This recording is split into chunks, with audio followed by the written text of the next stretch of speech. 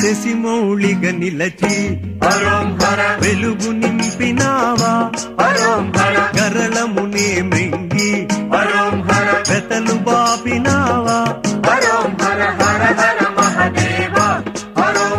భక్తవత్సలాయ హరోం హర.